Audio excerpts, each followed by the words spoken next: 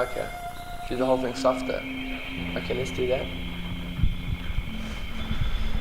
Ching Lang Ho was taking a quiet stroll in the woods one day when he noticed a really fat cocoon hanging from a nearby tree.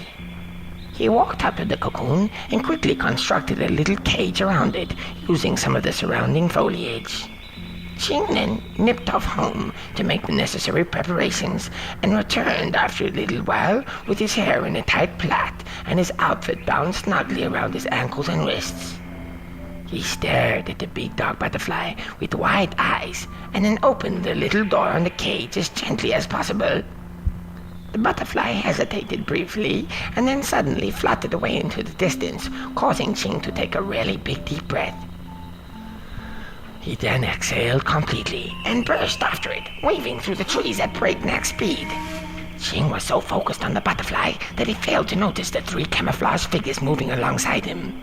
He leaped up onto one of the lower branches of an approaching tree as the butterfly began to make its ascent and proceeded with his pursuit, moving higher and higher from branch to branch, and then, finally, surrendered himself completely to the elements and caught the butterfly mid-flight using a firm, semi-closed fist before landing gracefully on one of the uppermost branches of one of the tallest trees in the woods.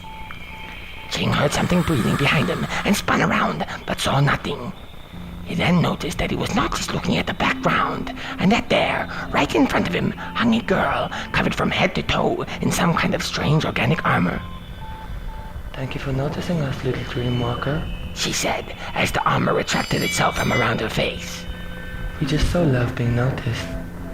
He then saw that just behind her hung 2 more fully camouflaged figures.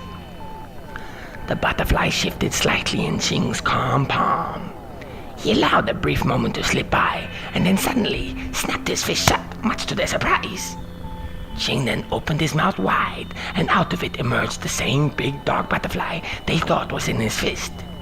It jittered off once again, and then, just as everything seemed to be returning to normal, Ching felt a peculiar sensation in his stomach, and a powerful butterfly storm burst out of his mouth as he stood there on that branch high up in the tree. "Oh!" said Random Boy, sitting up with a jolt.